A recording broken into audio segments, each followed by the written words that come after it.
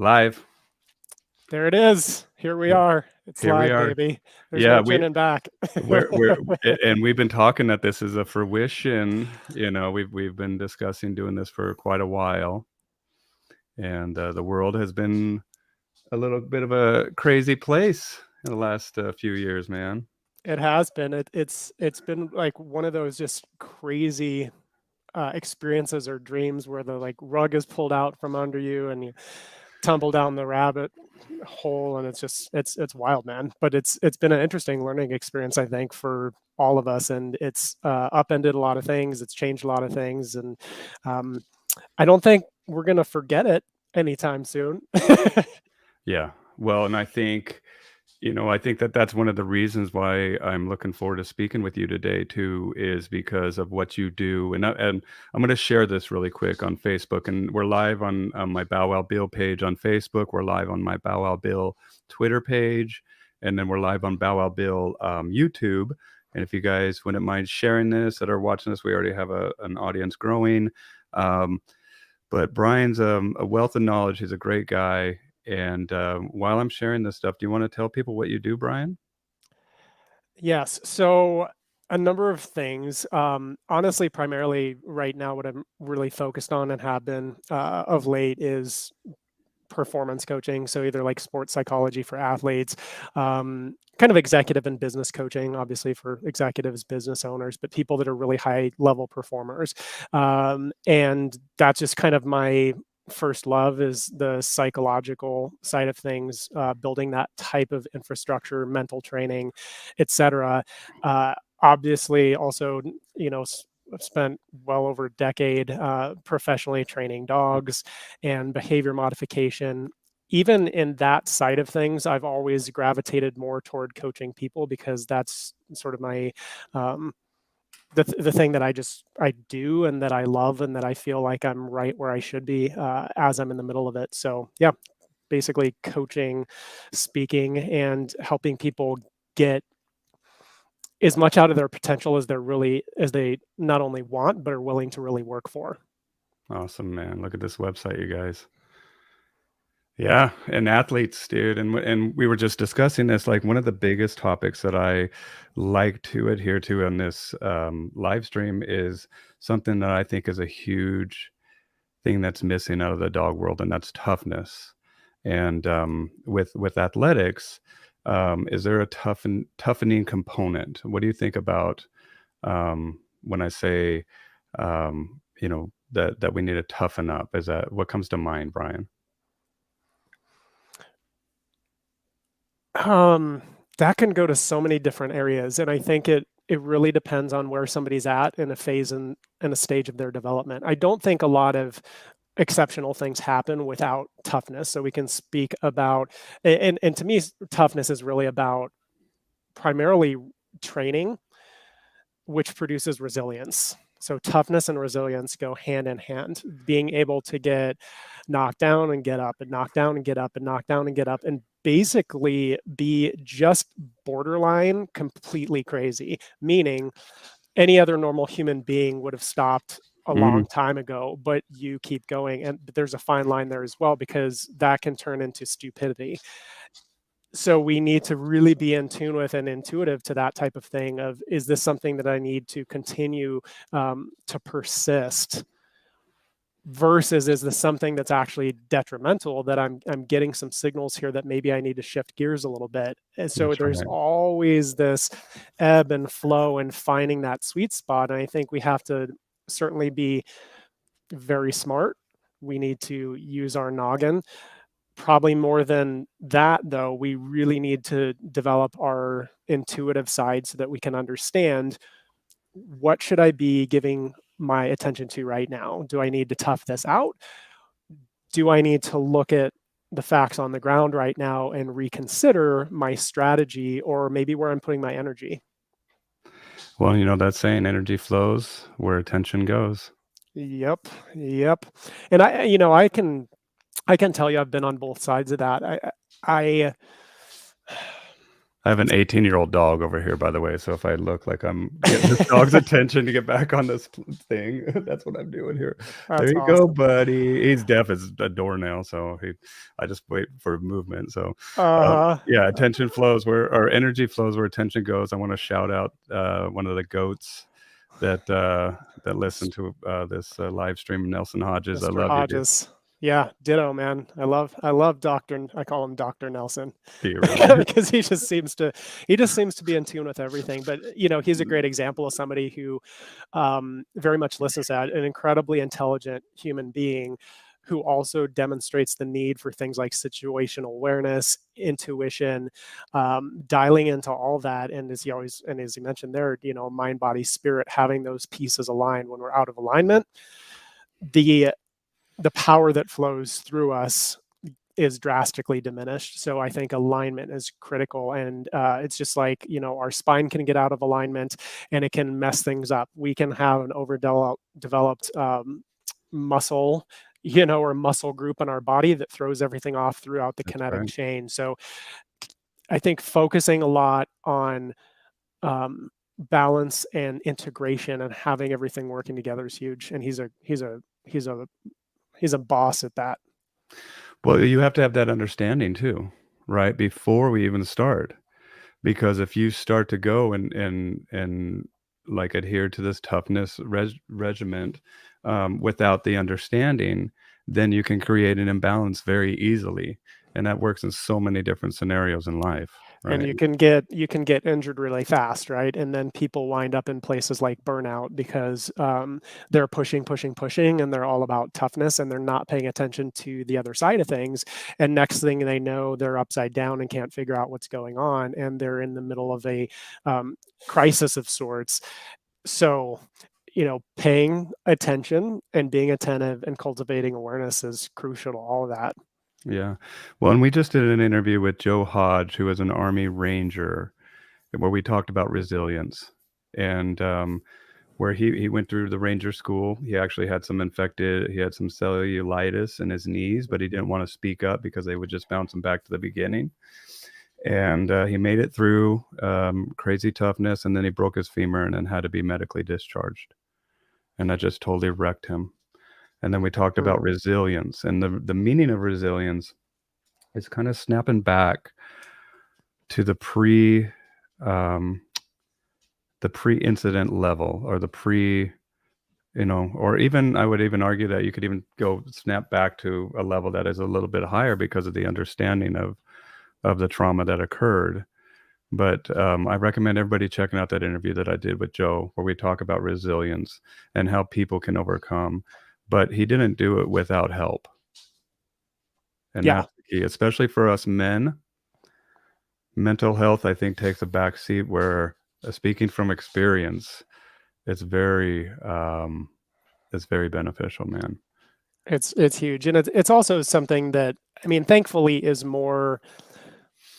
it's certainly more talked about openly today than it has been probably ever. So I think that's a huge, huge, huge thing. It's tremendously important, right? We have to attend to that side of ourselves, because if the mental game gets thrown off, like, I work with athletes, I'm an athlete myself, that's the one part of you that can for sure completely screw you over on Mm, competition day, no matter how much toughness and how much resilience, and you haven't been putting your mental training in place.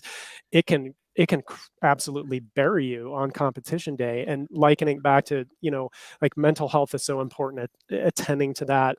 I tend to kind of frame myself as more of like a mental fitness advocate. makes sense.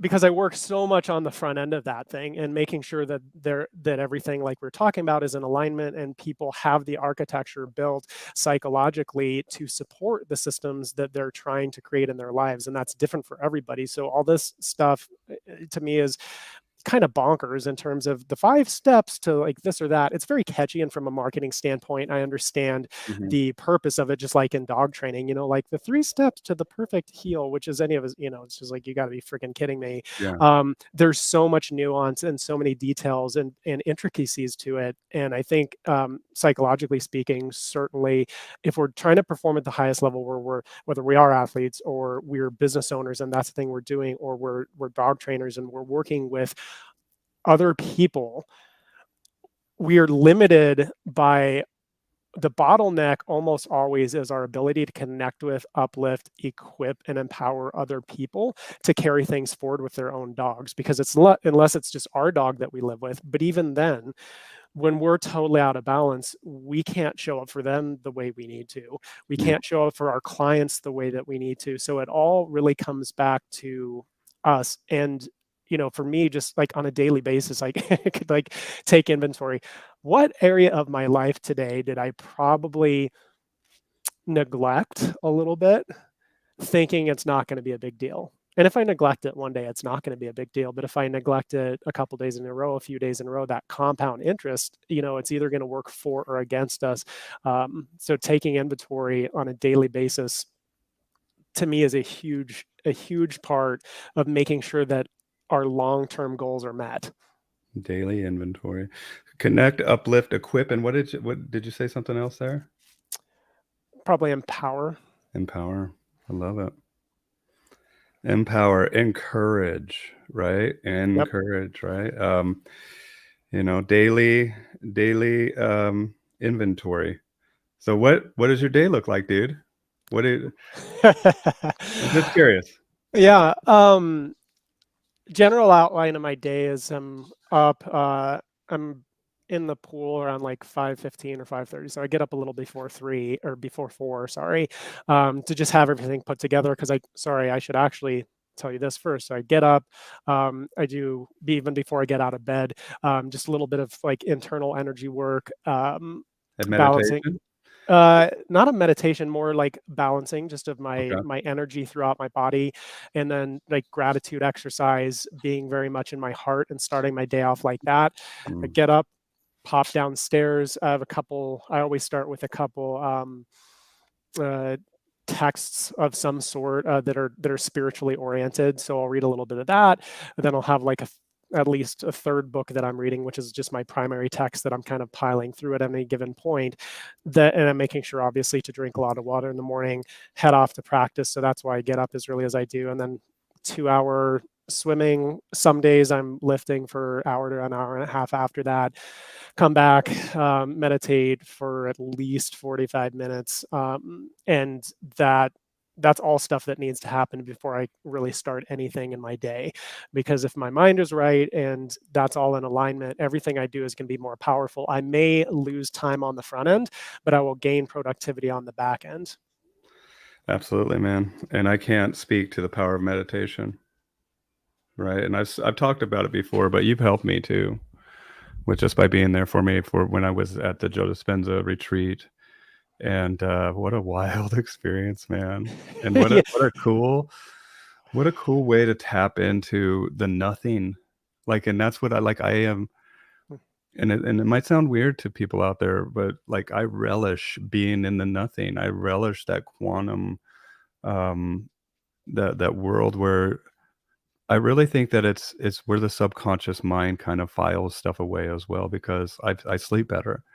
I don't lay there awake with my mind going, right? And there's so many things. So I recommend, I mean, Joe Dispenza, the reason I like him, and I would love to hear what introduced you to Joe Dispenza and the meditation that he does. But I've seen him back at What the Bleep Do We Know. There's a show, I think it was 2014, and it's about quantum physics and the importance of our intention, and not only that, but that gratitude, the practice of gratitude. What you think about and think about, you bring about, right? And That's it. that's basically it, man. And a lot of times people are already in a program that they walk around in this world looking for things to be offended by. and where I think we should be looking and around this world, looking at the majesty of life and things to just be honored that we are experiencing this life as well. And that's where I think it just kind of reminds you of the source that we're all connected to when you can, I don't know, you can access it. You really can. And you can get confirmation, man, but you do it on a personal level, and knowing thyself, I think, is the goal of this life as well. And all this stuff is going to teach you about yourself. And Hu so 100%. I think that that's amazing, and we're there's the potential for everything out there, and that's when you're speaking to the quantum and everything like that.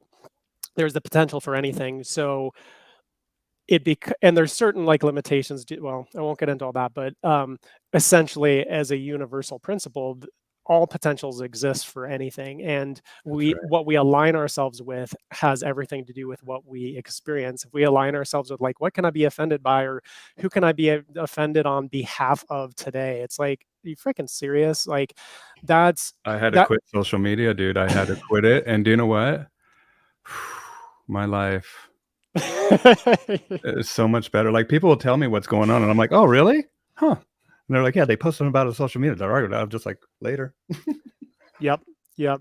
Yeah, social media to me is very much, I don't even know if I wanna call it a necessary evil, but I guess that's the closest thing I could Well, equate that's it not to at this point.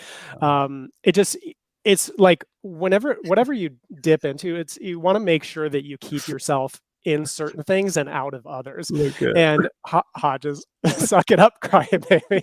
look at he's got an anagram for it too. So now that whenever you see Nelson post that, Oh, man. SIUCB, that's what it means. You guys, you saw it here. So Nelson Oh, translator here. Sorry, fantastic, dude. But sorry yeah, I about mean, everything is about what we align ourselves with, right? mm, Energetically, and not acting like we are. One of my favorite sayings ever, and this is actually something that came out of the series Ozark. dang. There are no victims here, only volunteers. That is the perfect line for this world, for this planet. There are no victims here, only volunteers. That is going to make absolutely no sense at so many levels for a lot of To people, so and many that's fine. people. At a certain level, that makes 100%. It's totally clear. It's like self-evidently true. But what we align ourselves with is critically important, and one of the best ways to do that, like what you're talking about, is, to me, I refer to it sometimes as clearing the mechanism. That's one of the greatest advantages of something like meditation, is clearing the mechanism. And an analogy would be, when you have your computer on and there's 16 different windows open, Absolutely. and it's just running all the time. Eventually, you have to, like, defrag, right? And you've got to, like, take those windows offline and just allow the system to kind of reset. And there's that great old series called The IT Crowd, that British sitcom, and people call the IT managers wanting them to fix their computer, and they always go, "Have you tried turning it off and on again?" Yeah, dude. Have you tried turning it off and on again? No, no, no. And what do we normally think? If I just have to, you get in this compulsive place where you get on a rhythm and you just think, like, I just need to do more. I need to do more. I don't have time to slow down. I don't have time to reset. I don't have time to meditate for that long. Okay, great. Meditate for 5 minutes, right? Like, stop giving yourself excuses constantly. Now, as I'm saying this, I'm speaking to myself very much. I'm not talking at anybody. Trust me. Like, it's Yeah, yeah. always great reminders when I talk about this stuff of, don't let what you perceive that you don't have access to give you an off ramp for the things that you do have access to. If you have something wrong going on in your life, I had this happen the other night. I was like super frustrated because I don't know, somebody did something. I don't even remember what it was, which shows you how important it isn't, but it felt very important at the time, to the point where it wiped everything off my mental landscape except for that one problematic thing. And I came to, thankfully, and sometimes we don't, right? But I came to and recognized, hold on, if I just look around me, look at everything that is right. Look at all the beauty that I'm surrounded by. Look at the people that I'm surrounded by. Look at the things that I have access to, the resources, the information. All of this I have at my disposal, and I'm hyper focused on this one stupid piece of information. I'm letting it hijack my emotions completely. And, if we can start to catch that stuff, I think it's tremendously powerful because it can get us back on track instead of getting stuck in it forever. Yeah, somebody's saying here, meditating, finding peace, noticing an immediate difference in my dogs, right? Like that's so tremendously important. Let that be your feedback loop. Yep, that is your feedback, and it's a great checkpoint too, because it's not like if something's wrong with your dog, it's always you. However, always assume that it's you and go and check in with yourself and make sure that you're balanced out and just assume that you're the problem. It doesn't mean that you are. Dogs have their own issues as well. There can be things Yes. that are totally disconnected from us. However, I think it's safe when we default to looking at ourselves first because that's usually the last place we're led to look. But when we go there first, I find a lot of times it leads us down the right path. Well, we have the gift of conscious reflection of the environment, what's going on, taking that 30,000-foot view, right? Where this dog is kind of more reactive in that environment with the limbic resonance that we have, right? And so there's certain things that are Mhm. definitely attributable to that dog being an individual, but there's also things that we are absolutely affecting in that dog. That's why I can take a leash in 5 minutes and people are like, whoa, he respects you, he loves you, or even the opposite, like running away. Or there was a dog that came here and peed on Nelson, walked over to Nelson and peed right on him, and it was like Nelson's like, that's the first time that's happened. And like, I'm just like, oh, great. That's a But dogs are individuals, are going to act. There's certain element that they'll act, but there's also a huge element that's going to be influenced by the reflective influence of the handler, right? Mhm. And just like you're saying, I love the clearing the mechanism, dude. And people don't realize, and I learned this from this book. Let me share this screen here so people can check out this book. It's called Deep Work, Rules for a Focused Success in a Distracted World. Highly recommend this, you guys, because it talks about energetic residue. And when you try to multitask, you're not really multitasking. You're kind of doing things half-assed, a bunch of shit half-assed. Like, it's like, that's just how it is, man. Like, but once you learn how to clear that energetic residue, and once you learn how to get into the flow of that deep work, they're usually the same thing about like sleep schedules, like 90-minute increments. As like that flow that happens, like the cycle is, as long as it has that whole time to complete the flow, it's amazing. But you need to know how to get there, and you need to know how important distractions are, which are come in all different forms today. All um, different forms, and but making sure that those pieces like the sleep are in there, like you said, that you've got stuff like that blocked out. When you're talking about, deep work and that type of thing, and the world that we live in, there's distractions everywhere. Just this morning, at least once, I picked up my phone to do something very specific with complete intention to go right to this specific point in my phone and pull something up. And 5 minutes later, I had put my phone down and not done the one fricking thing that I had you know what I'm saying? Like the fact that we think we're so amazing as human beings, and there's great things about us, but also we're kind of dipwads too. I mean, if we just look at it, you walk upstairs and you're like, why did I walk up here? I turn on my phone to go to something I need to know right now, and 5-10 minutes later, I haven't even looked at it.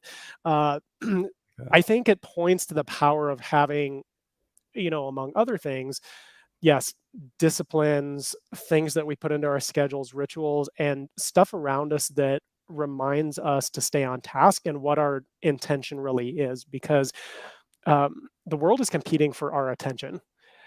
And if we give our attention away, or we kind of sell it here and there willy nilly, we're going to wind up with a life that basically the world has built for us instead of the life that we desire for ourselves and that will contribute the most to the world. So I would encourage people, make sure you have a system around you to contend with a lot of the distractions that you can't outside of going to a monastery and Mhm. just checking out and selling everything you own, and like if you want to do that, have at it, go for it. A lot of people don't exactly have that luxury to be totally disconnected, off grid, no devices. And so we live in a distraction rich environment, I mean, and they bring a lot of conveniences too, they like do. we can't like that, like even now we're utilizing the technology to share and disseminate knowledge. So, Hmm. I mean, there are wonderful things about this. It's not all bad. It's just that it can Right. be misused very easily, very quickly, and it just grabs a hold of Yeah. that mind, To you know? protect the downside, right? Like in investing, you would have stops put in place so that, especially if, right, you're using a lot of technology as an analogy, you want to have stops in place and guardrails, because there's nothing wrong with the machine itself. It's our lack of boundaries that create the problem. And then we get mad at our dogs for, and typically like dog trainers are pretty understanding because we have a deeper level of this. But Yes. dog owners, a lot of times that we work with, are like so miffed at their 4-month-old puppy who's just not listening and not healing out in public in a distracting environment, and it's like their first dog ever, and they're pissed about it. It's like, hold on, It's a I baby. can't even keep my mind on the same track for like 20 seconds. You're expecting your dog to do something that maybe you or I have never done our entire lives. Yeah, and that's exactly what our role is as professionals, is to, get those expectations, write the path of those expectations. Just be like, "Whoa, wait a second, man. We're dealing with a baby here.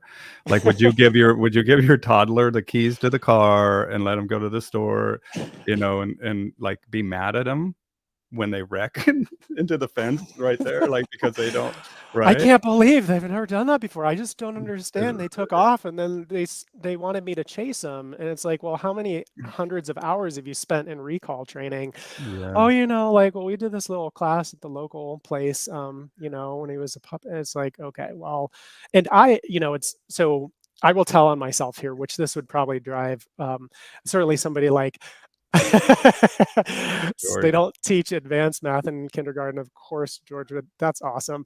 Um, see, I just lost my train of thought. you were See, driving.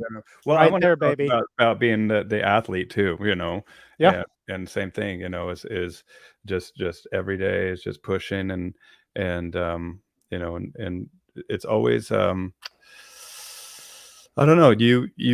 I always used a analogy whenever, because I'm up in Seattle, so I'm always like, when you guys go watch the Seahawks, you're looking at the game day, but you don't see the hundreds of hours of practice or the physical therapy that went behind this performance. And so when you're expecting game day performance out of your dog without any of that preparation, do you see how that's kind of a disconnect, or that's a contradiction here? We have to do the work to get to that level.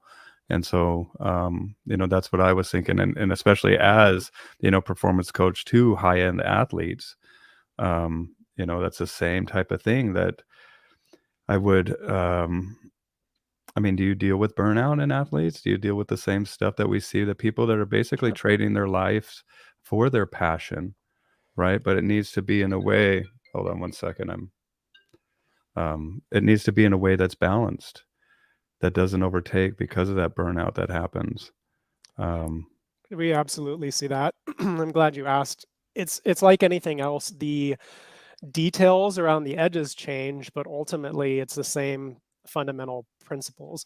When you don't pay mm, when you don't pay attention, um, you wind up in bad places. If you don't pay attention to early warning, it's like somebody who's had the check engine light on in their car for like 3 months. What did you, well, I don't know, I just didn't, and I didn't have time to tend to it. It's not normally that we don't know anything's wrong. It's either that we see it and we disregard it. That's the biggest problem with it. We ignore the early warning signs. And I think it's important too to go back to like, what am I in this for in the first place? Like, what am I really in this for? And if I'm in it for the long haul, whether that be athletics, whether that be in our businesses and training dogs and looking to make an impact on an industry and our community and whatever scale you want to aspire to, we've really got to make sure that we are built for the long haul, right? It's very different to run a 100-yard dash than to run a marathon. It Yeah. takes completely different training. If you're going to successfully run the marathon, you better be in it for the long haul. And if you put together a half-assed, sorry, but like training regimen, and you're just kind of going for it, and you're running and gunning, and you're like, I'm all gung ho, you're going to get injured. You need That's to be what smart. And that's why so much of it is about like having coaching, having mentoring, having things in place, coming up with an intelligent plan, and then revisiting it on a daily, weekly, monthly, yearly basis. Because if, we're 1% off on our tack, I mean, that's not a big issue if you're going a half mile on the open ocean. It's a huge problem if you're going 20 miles on open ocean. You end up in a completely different space. And it's not because you were that far off. It's not because you didn't care. It's because you didn't attend to your instruments. You weren't measuring it. You weren't looking at it. Often enough, and with the seriousness that you need to. And when I say seriousness, I also mean part of that needs to be humor and having fun and building that into your schedule. dude, playing, all Playing, work man. and no play, right? And It that's why we're here too, man, is to play and have fun. Oh And, man. we take life too seriously. What do they say? Don't take life too seriously. None of us get out of here alive, right? That that's it, man. That's it. Um we don't get out of here alive. And so I mean, you might as well yuck it up while you're here.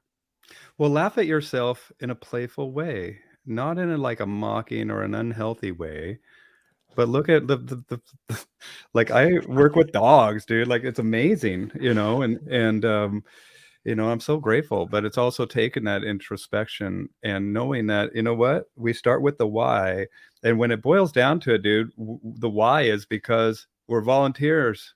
We're not victims, man. We volunteered for this, and we need to realize and own that fact that sometimes, and just like Denise says, is enjoy the journey, man. It's not about the destination necessarily, because the destination is right, is my earthly body, Oh, but the journey of life, right? And realizing that the time that we have is finite. We're ethereal beings on this earth, and we're here for a reason, man. And I call the time that we have on this earth, I call it spiritual currency. That's why we say pay attention, right? That's what you've said a couple times here, or spend your time wisely, right? And so there's aspect of it, like, we can get this green stuff, man. I spent it, I've lost it, but we can get it back. But this time, this journey that we're on, this life, we can't get back. And so spend your time wisely and laugh a lot more at the just how preposterous this life is sometimes. Did you guys We're here like the last couple of years, man, so it's been crazy, but that's one of the beautiful things about the last couple of years. There's many things. There's many things that we could identify that aren't so beautiful too. But one of the beautiful things about it is how much it kind of shook a lot of people, because we think we can count on certain things, yes. and you just can't. Like, you have something like that, a black swan event that shows up and disrupts all of your freaking plans. And if depending on how we look at it, it can bring us to a place where we are more aware and we go, you know what, dude, like, I think that I know what's going to happen tomorrow, but at the end of the day, I really don't. I was listening to Jordan B. Peterson talking. It was actually earlier today. I was listening to something of his, and he was talking about the unpredictability of life Hmm. in general, right? You can reasonably predict what probably tomorrow might hold. It's going to be somewhat similar, most likely, to today, but you can't do that 5 years out. You can't even do that a year out. And if something happens like what happened a couple of years ago, right, it can turn on a dime. And yet this grasping for control that we have, and I think this is one of the biggest things that causes um, the greatest rise in anxiety, in depression, all this type of thing. I think anxiety is directly proportional to somebody's need for control. What about anger too? Like, anger is tied to anxiety somewhere too, man. Like, the inability to express boundaries sometimes, I think, like, as far as like a Mm. righteous anger, right? Of Mhm. being like, no, this is enough. And sometimes that takes an anger that is a good thing, right?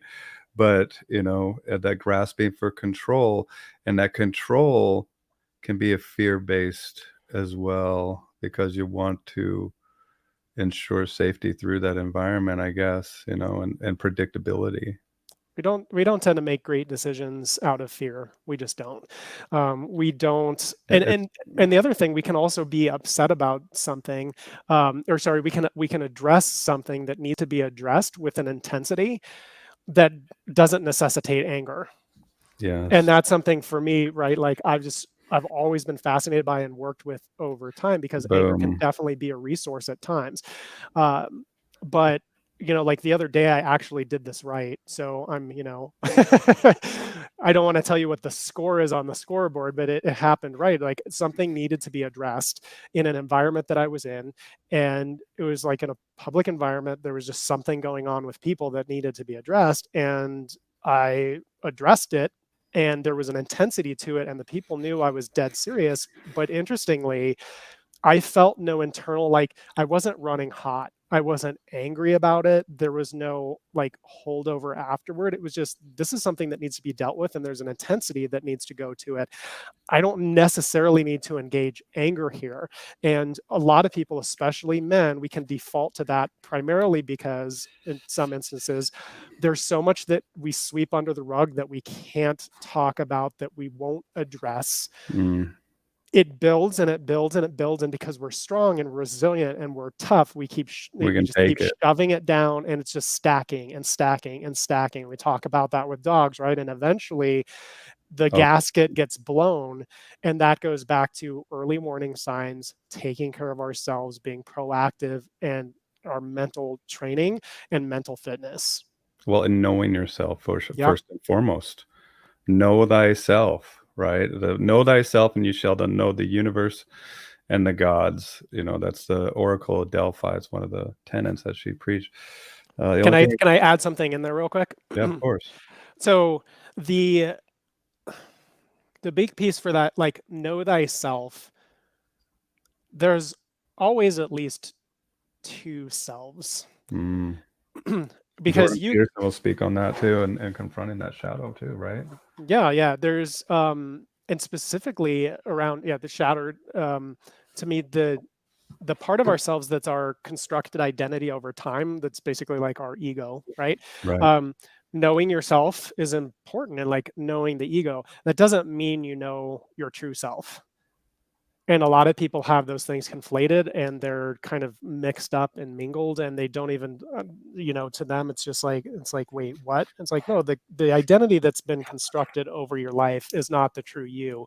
um, you can know yourself and still be completely miserable, depending on which self you know and engage with, right? Where is your being rooted? Is it in your true self, or is it in your ego constructed identity?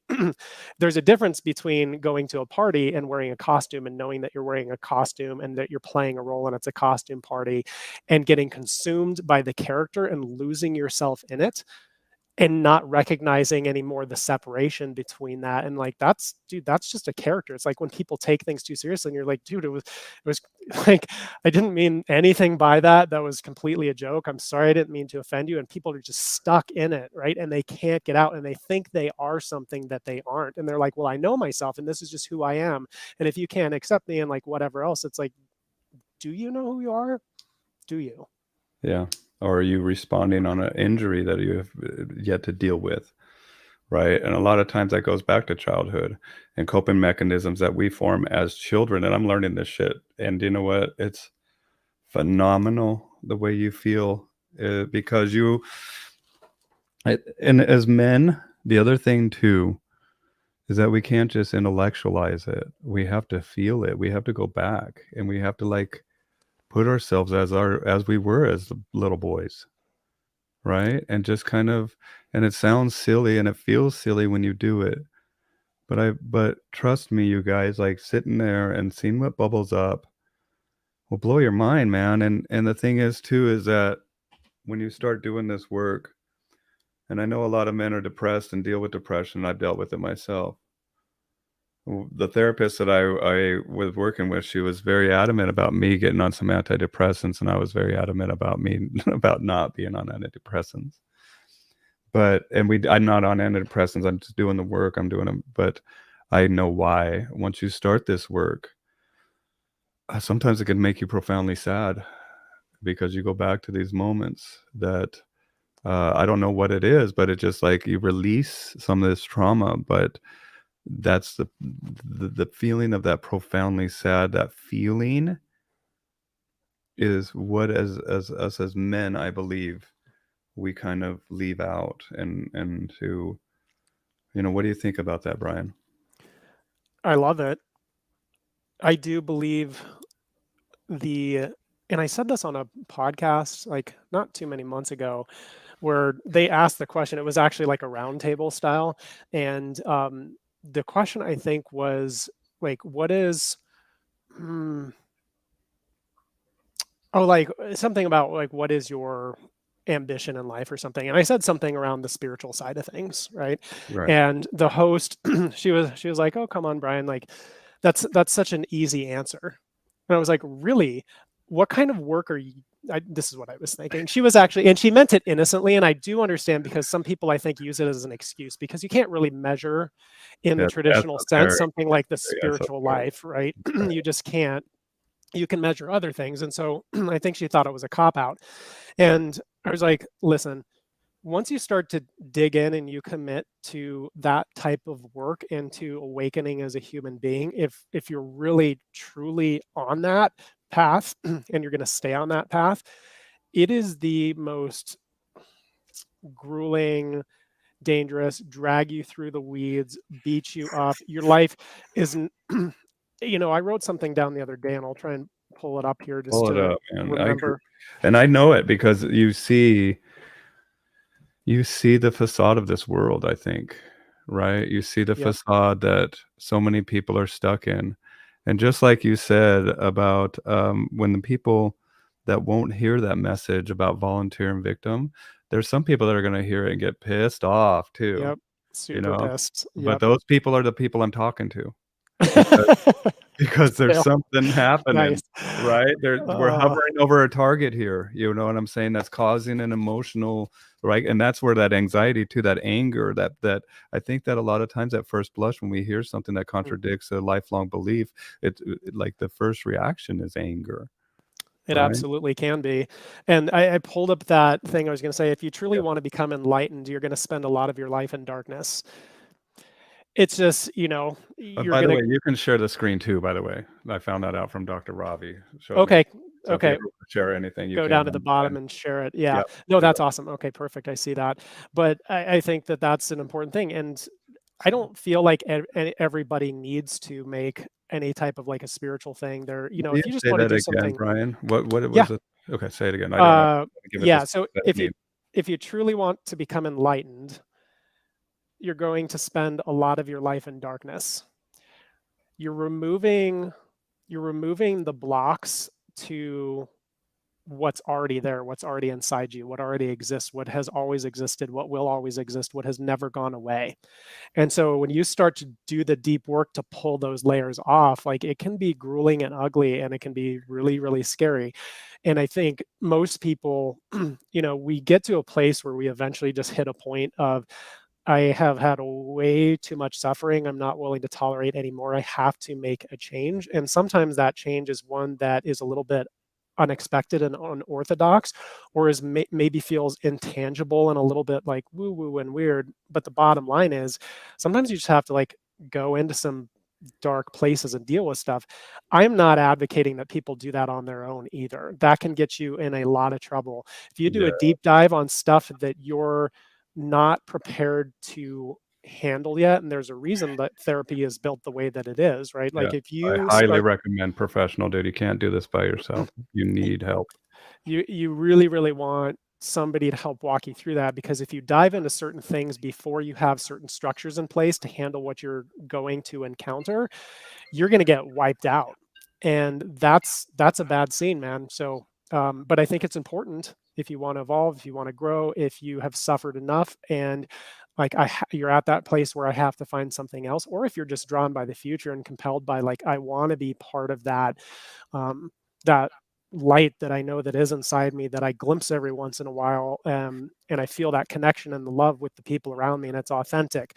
But gosh, I just it's not in my life enough. Like, why is that? You're gonna have to go through some sift through some dirt to find the gold in it. Yeah. Yeah, absolutely. But that's what it is, and people don't realize that, the mountain of success is really a pile of garbage, you know, that you choose to walk on top instead of letting it just pile on you, you know what I'm saying? I think that's Dave Ramsey that from a while ago That's awesome. but yeah, and that's it, man. It's like I made a decision that I was like, I don't care how bad it is. I want the truth. I don't care how dark it is. And you start to, yeah, this is great. D.M. Hutchinson second says, issued New Agers rebuking people who are in darkness, not having embraced the work, while in reality, the darkness is the work. New Mm, Agers lying to themselves. Right. And that's where like you get into like this new age philosophy of ignore anything that makes you feel bad. Right. And that's where it's like, no, dude, sometimes you have to head first into things that make you feel bad with the notion like on the other side of this, there's gonna be a different me. On the other side of this, there's gonna be strength. Just like when we forge a sword through the fire, it's we put it in the fire and we quench it, and it's becomes so much more stronger yep. through that process, And right? it's hard to know when you're in that process and when you're in the fire, which is why you need other people around you to help walk through it with. Because sometimes you feel like, what am I doing wrong? There's something going on here. This doesn't feel right. It's like you're walking through something that is crazy, crazy difficult. And this is You're not carrying a safe weight. waters. Yep. You're carrying a weight. You're going through uncharted territory. It's going to get crazy and it's going to feel like hell. And most people turn back or they tap out for lack of collaboration, for lack of guidance. One of the things I love that you said, because you hit on it, because to me, that's what spirituality is very, which, I get a little bit in I'll just say it. I mean, like with my Say family it. for not being kind of towing the certain religious Mm, lines, and kind of staying in orthodoxy. But to me, I'm like, my commitment is to absolute truth, whether that reaffirms or tears down my like lifelong held beliefs. I do not care. That is what I'm committed mm, to, and that to me is what spirituality in its purest form is about: is total commitment to absolute truth, and not deviating from that, and not deluding ourselves into and going down endless rabbit trails of stuff that's might be interesting and a cute little departure and a little bit of the scenic route, but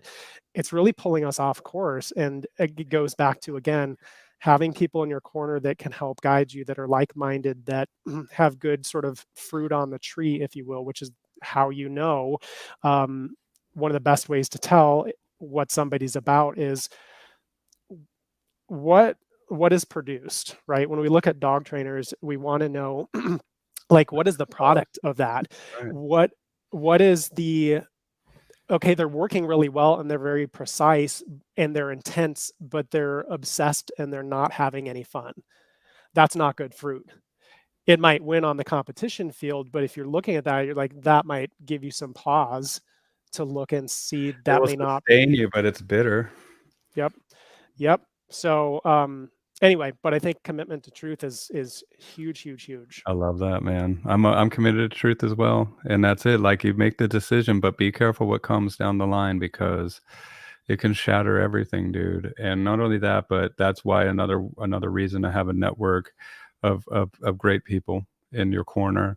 Um, to just kind of fall back on. And sometimes you need to take action in building that network as well, and not take Yep. the victim role of realizing, oh, where's my network? It's like, no, you need volunteers too, to volunteer to to be in this role with you. And one of my favorite quotes, Brian: secrecy is the enemy of healing. Mm, that's Right? awesome. Do you want to say that again? Because I think you should. Secrecy is the enemy of healing. Mm, Right, and we have physical symptoms that happen when we don't deal with some of this shit. Yep. right? You're like, there's this thing called the Globus Hystericus, or I think that's what it's called.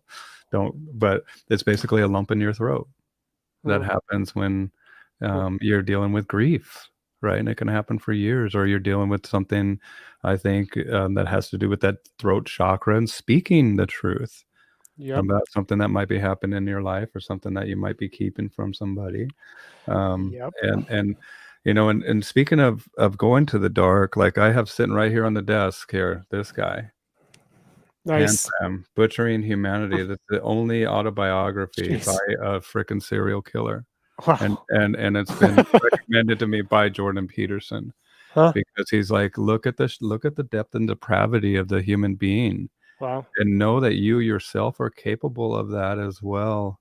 But not Mhm. to obsess with that, but that's like that shadow work of like, look at that which is, right? And then have a proper understanding of, thyself, of the world that we live in, the universe. The uni is one, versare is change, right? Mm. So we live in the one change, Mm. right? And what's the only constant in life? Change. Change. And And sometimes it comes about, like you were saying, in a yep. kind of from left field, dude. And sometimes it's very, eye opening, but sometimes it's also, consequential of the work that we need to do. I think the universe kind of forces our hand sometimes too. And it definitely does, because that's just the position we put ourselves in, and just hard-headed, hard-headed, hard-headed, eventually your ego will lead you right into rock bottom eventually. And one of the principles I think we can relate a lot, people listening, is thinking about what's the difference between somebody who comes to you as a trainer, behavior modification person with their dog that they've had a problem for God knows how long. Your options are very different at that point than somebody who comes to you right after they get a puppy. Yep. Totally different how you do everything. You have so many different options when they come to you like that, because what can you do? You can put the training in place, just like we talk about mental training, building the infrastructure, the architecture, building out the foundation, making sure it has structural integrity.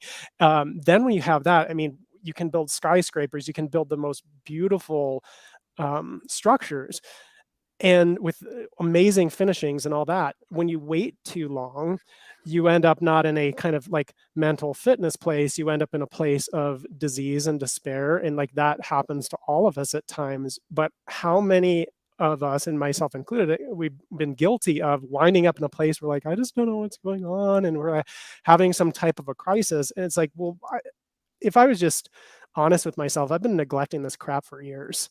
Of course this happened, right? If somebody called me to train their dog and was complaining because their 8-year-old dog who's bitten, 13 people, and finally like this one, if they don't do something, their dog, and like now they're it's the first time they're doing training, you'd be like, what do you want me to do here? Right? Like, why did you wait so long? I will help you, but my Yeah. goodness gracious, this is going to be ugly, Yeah. So And it's start early and start often. about putting out this fire, right? And it's like dealing with, I call that, we're striking at the leaves here. We need to get to the root, right? Where they've grown this huge tree, which is a dog and this behavior. And the dog has realized through the years, and not only that, but I let them know, look, like this dog's established an 8-lane highway, super highway of, consistent, like non or consistent reinforcement that he's done to himself. This has become a ritual, that the dog is reinforced by themselves, and that makes it so much more powerful, because it's a self-learned type of thing. And you're absolutely correct. In fact, I won't take a lot of those dogs now, because I just can't. I mean, I can, but I won't, because I don't have to.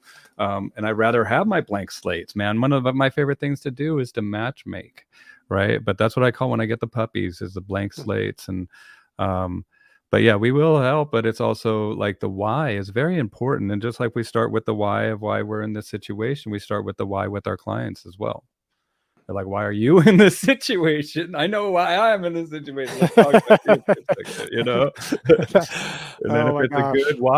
good why, like, look, man, I've had some good whys. I've had some really good whys. Like, Yep. and usually it has to do with a divorce, or it has to do with something getting them out of a bad situation, and they've improved their life. And Mhm. now now they need to help with the dog, and I'm like, dude, I am so there for you. And then Yeah. I've had some shitty whys too. Oh, I Mhm. don't know, like that they told us, well, they told us we got to call you, or he's going to be put down, or whatever. Like it's like a court ordered thing, and Yep. I pass on those because the why isn't important enough, man. And I know that the dog, and that's where I got to release some of this shit, Yep. because I know that at the end of the day, it's the dog that suffers. And I've seen dogs in so many different situations that I literally have to let go of, because man, it's that energetic residue that can affect you, um, of seeing trauma, and it is a form of PTSD, for post traumatic stress, It right? can be really tough, and one reason I didn't go into something as a, for instance, like veterinary, is because I know myself well enough to know that being witness to that type of work and this type of suffering that I would be exposed to there, I don't have the constitution for that. And Yeah. so I wouldn't be able to serve very long in that role. Behavioral stuff, crazy stuff that happens to dogs. Um, Generally speaking, I can have the professional detachment that's necessary where I don't get so pulled. It's not that, you're heartless, you're just able naturally in some areas of your life to be disconnected enough that you can still function and serve. It's like a great paramedic. The great paramedic is never going to be the one that's going to freak out and panic in front of you, right? And like, well, I don't know, this is what my parents wanted me to do. And it's like, good for your parents, but you have to live with the consequences of that. And if that's not the place for you, you might need to make a little bit of a shift. It doesn't have to be radical. Sometimes it's just a little bit of a shift, but thankfully for me, I recognize that because, I can imagine people go to school for years and go down this entire track, and then Phew. they get into it 3 or 4 years and they're tens or hundreds of thousands of dollars in debt before they realize, I don't know if I can do this anymore. Dude, suicide rates in the veterinary industry are freaking astronomical. And that would make Yep. sense, dude. Like just that overwhelm and inability to discharge that, or to process it, and not only that, but they euthanize a lot of dogs. I was talking to one of my vet friends, and she was actually had a very good attitude about it. Like, I'm very thankful to be in this role. I am this dog's answer to the end Mhm. of their suffering, right? But it's the truth, and the truth is to look at what they deal with every day. Look at, what comes into that door, and dang, even on the Paul Potts and stuff like that, like Dr. Paul Potts, not Paul Potts, dude, not the genocide guy, Doctor Paul. Jiminy Christmas, we're talking about Doctor Paul.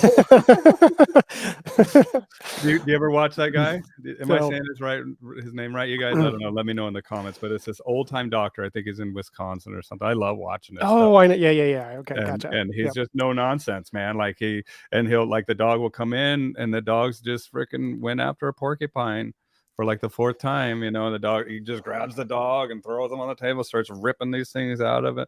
And I think people need to see some of that stuff. I think there is a separation, and that's where I go back to that toughening aspect, like not just with our dogs, not just with athletes, but also us with our day-to-day existence, and the resilient nature.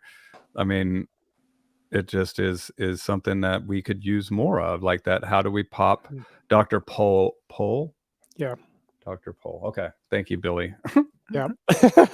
But you're right, and sometimes resilience is a function of the proper environment. I What do could you imagine being like a vet or something, and you could feel very much like you're stuck. Imagine how much sunk cost you could imagine you have into going down that road, right? You have a veterinary practice. It's not something, generally speaking, that most people think they can just get out of. And so feeling cornered and trapped in something with all that baggage can be a huge part of it and can sap your resilience. So part of it is positioning, knowing yourself, not jumping from one thing to the other all the time, but recognizing resilience and toughness is not the same thing as blindness and stupidity and just following a path because it's what you've always done or you were told it's going to get you somewhere. Well, and taking a pill to shut off these feelings. sometimes isn't that answer either. You know what I'm saying? Like, you have to do the work, and it's not gonna be comfortable, and it's not doing what's right doesn't always feel good, but just like I said, on the other side of this is, you know, it is strength, you know? It is a different you. It is something that lesson was learned through the experience, and knowledge through experience is a totally different program. What do you do to people when you see that, like, how do you recommend people building their resilience? Um, one is going to be awareness Okay. and alignment, right? Because are you aligned? Because if you're, like we were just talking about, if you're not in alignment and in accord with, What is alignment? Let's go to at a basic level, it would be something like your, like, go to the chiropractor and get cracked? yeah, that could be, yeah, dude. On the physical side of things, well, and to that point though, sometimes people are out of alignment because they literally, like, physically their diet is off. There's something going on nutritionally. Mm. It's screwing with their biochemistry, and so they can't function in the role they're supposed to. So they need to be in alignment there. At a very simple level, it's like we were just talking about. Are you somebody who is a dog trainer, but you really don't have the constitution for it? You should be a veterinarian. It could go that way too. Or a And dog if walker, or a dog groomer, walker, or yeah. exactly. You're like, I know that I want to spend my life with dogs, but like this does not feel right, and it's felt out of alignment for a long time. Part of it is just being honest, knowing thyself, having that in place, and then once you have alignment, then it's just a matter of training yourself over and over and over. This cute little squirrel just popped up on my porch there. That's fun. Little, Yeah. ADD dog trainer. He's bold, man. I should let my dog out right now. He would be so happy with me. But he's sleeping, so I'll leave him alone. But resilience is a function of training. There's a great movie called Open Range, and it's with like Robert Duvall, and I don't know if Kevin Costner's in that, but anyway, no, Robert Duvall's in it, and there's these two guys. One of them, Robert Duvall, and this other guy are like riding out on horses, leaving to go on this long journey. What's the movie And called? it's called Open Range. Open It's a Range. great movie. It's a Western, and they're 2003. leaving. Yep. Yeah. And they're leaving, and this dog is following them. And the guy goes like, "Hey, he really wants to come." And I think Robert Duvall's character, the one that says it, yeah, he's got the heart, but not the legs. So this idea that if you just have heart, which is so stupid in movies, it just drives me crazy. It goes back to what you were talking about with, nobody sits there like wants to watch everything that the person did to get onto that professional like football team because it's boring. We want the flash, we want the lights, we want the show. What's not fun is the endless hours and the drudgery and like getting up and just showing up day after day after day after day.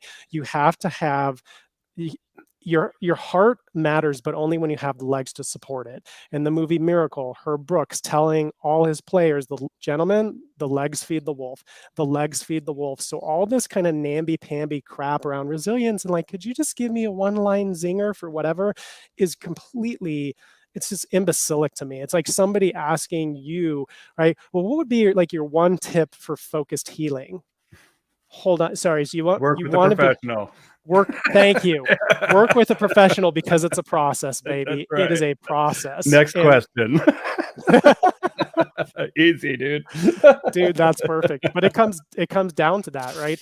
And I love movies. And here's one last one: Man on Fire with Denzel Washington. I think it's Dakota Fanning in that one, and it's a wonderful, wonderful movie. And he's a bodyguard to this girl. Her name is Pita, and it's a family living down in Mexico where kidnappings happen all the time. And no kidding, I have a story about that almost happened to me on my vacation in Mexico. But anyway, the point being, he's this girl's bodyguard, and she's a swimmer, which I love because I'm a swimmer. And she finishes swimming a set, and he's coaching her, and she comes up out, and she's just hanging over the side of the pool, and she goes, "I'm tough, Creasy. I'm tough." Creasy's the guy's name. And he goes, "Yeah?"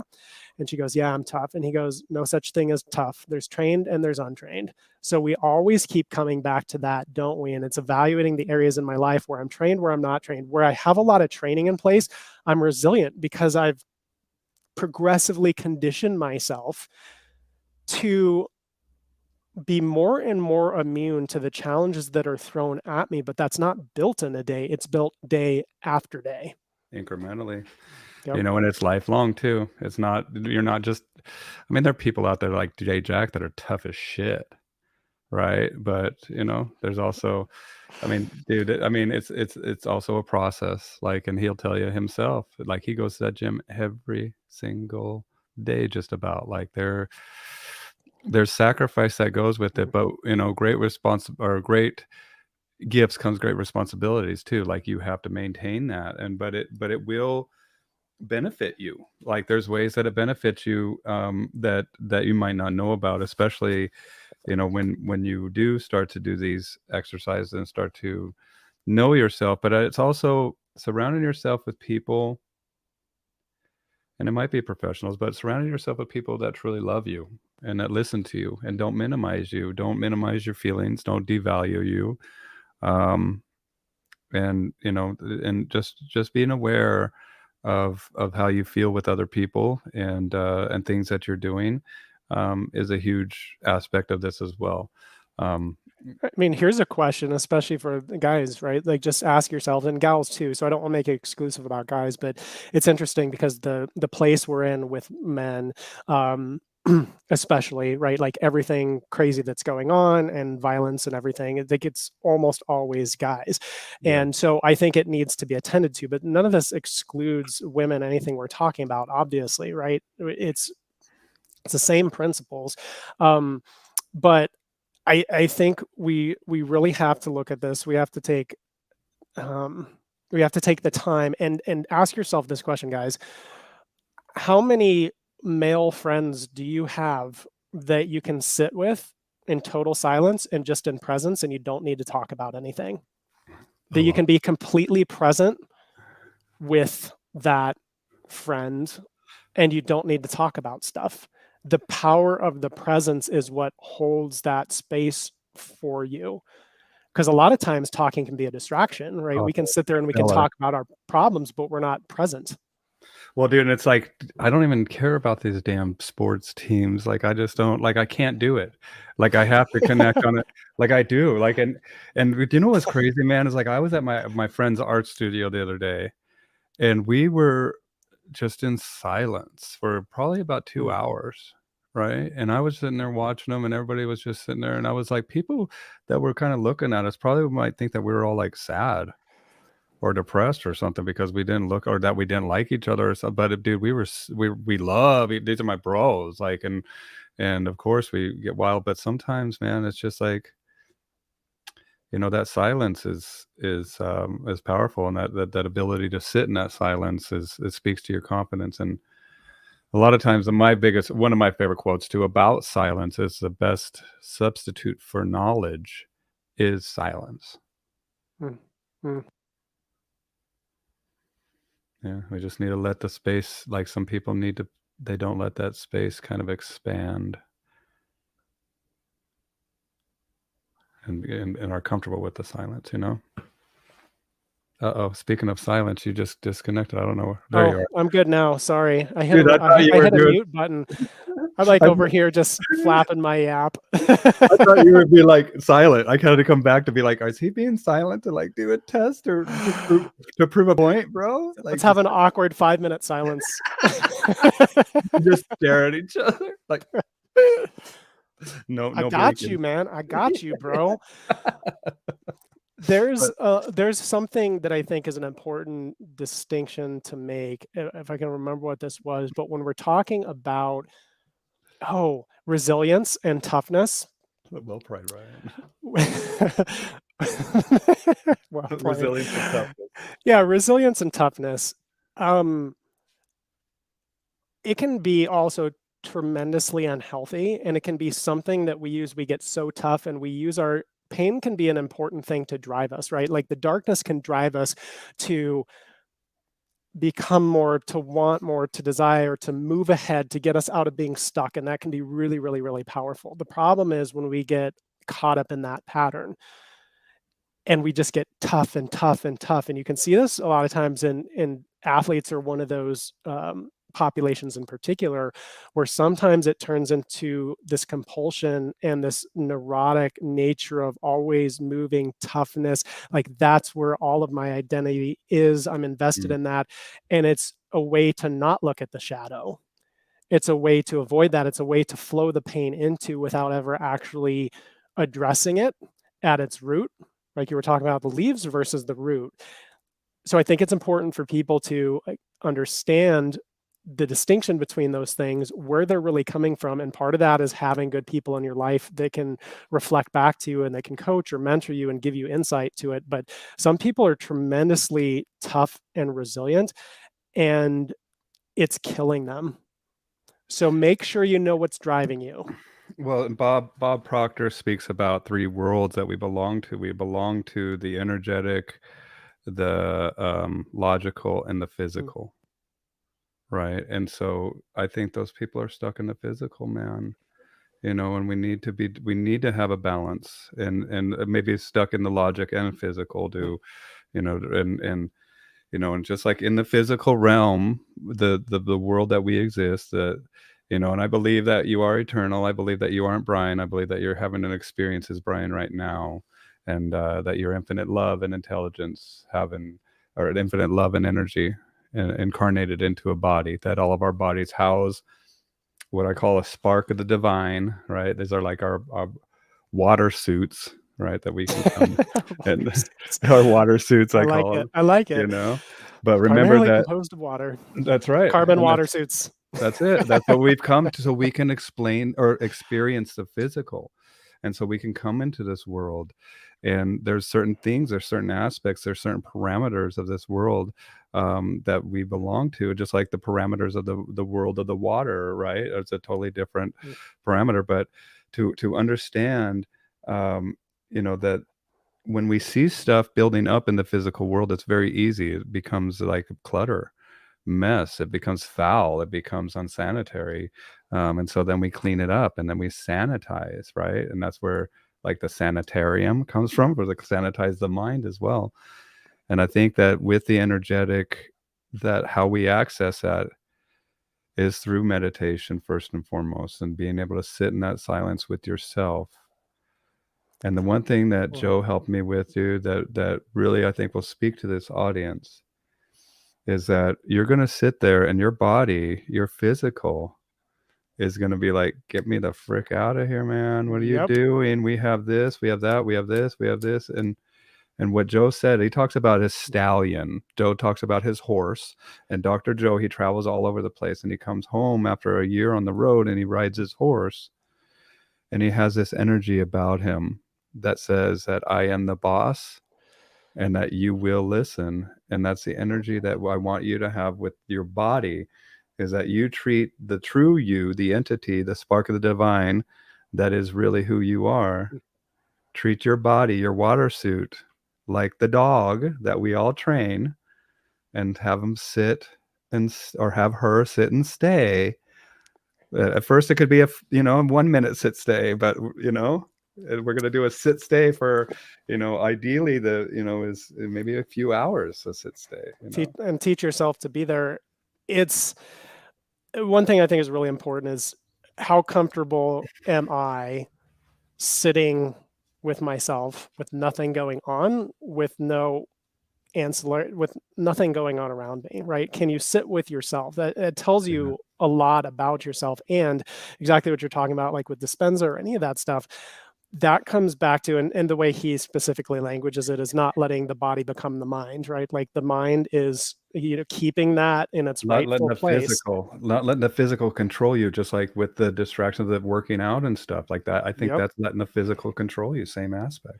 Yep. So you got to always know who's running the show, and there's many ways that our bodies can take over, that they can just hijack the whole situation. And they're like, well, I don't just want to sit here, like this is stupid, I'm wasting time. And it's like, just sit there, just sit there. And I'm kind of a conundrum because I work with high performance people, and that's kind of like my wheelhouse. It's interesting though, because I'm so dedicated to the stillness, to the spiritual side of things, to the don't just do something, stand there philosophy. which I didn't used to be, but I've been on both sides of the fence, and I know how dysfunctional it can be. You're a doer, you're an achiever, I get things done, like that's just who I am, and like yada yada yada. And when you just step back and start to look at that, um, in my case, recognizing how dysfunctional that really was, and we live in a society and a culture in which that is the norm.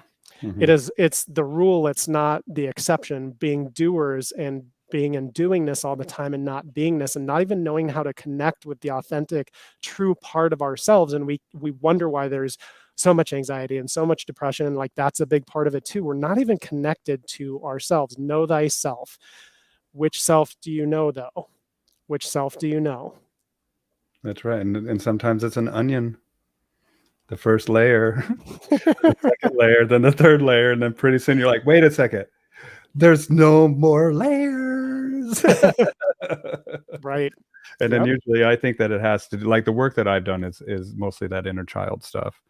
And Mhm. I've had some abandonment issues that stem from putting yourself in situations where you belong, or you get involved with emotionally unavailable people because of that the thing that you're carrying from your childhood of wanting to fix others. But you have to realize you can't, and it's huge, man. Like all these realizations that happen, it, so profound, dude, so profound. Like, How and how many tough men are there too that they're like tough and strong? And I'm not trying to bust on people. What I'm trying to do is create an opening. So please hear my heart on this. But how many like tough and just you wouldn't want to mess with them guys, and they respond to things in their life on a daily basis. They're having the reaction they had that's left over from when they were a child. They're reacting to people and situations around them, getting triggered by things, and then they're lashing out at people around them, and it's like that's from something that happened when you were a child. And like, but you don't want to talk about your feelings, but you're destructive to everybody around you because when it finally does come up and like the gasket gets blown, who pays the price? Not just you, but like all the people around you. So I think it is important to look at that and to be humble enough to go, yeah, I might need to look back and deal with some stuff. I am physically and chronologically an adult male, but operationally, I'm still a 5-year-old boy. mm, and it's okay, man.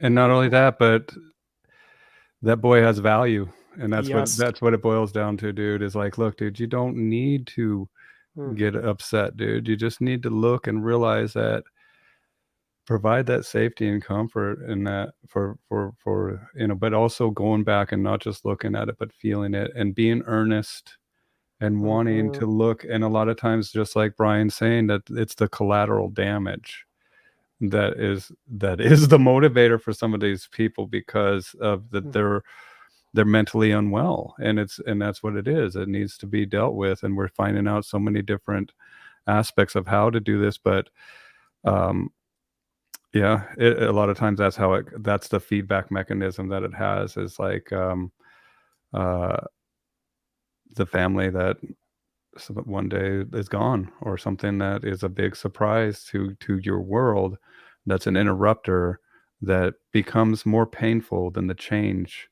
and that which you seek, right? And that's where the pain points are huge here, mm. because this is going to take sacrifice, this is going to take some work, this is going to take a lot of discomfort, man, a lot, A whole right? heck of a lot and a lot more than you would want. And when you set off on your journey, it's going to be worse than you think it is. That's However, it's going to be more worth it than you ever would have anticipated.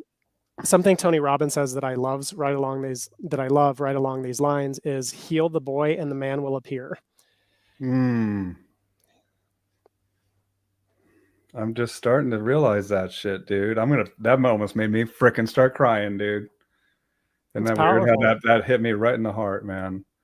Like, and that's what we need as men in this world, is to look back and just be like, look, dude, there's been something that's been a little bit askew with, just, I think that it's also multi-generational, like mimetic. Like we have memes, just like we have genes that are thought patterns that are passed down, because it's an epigenetic trait that keeps us safe and our lineage safe in the future.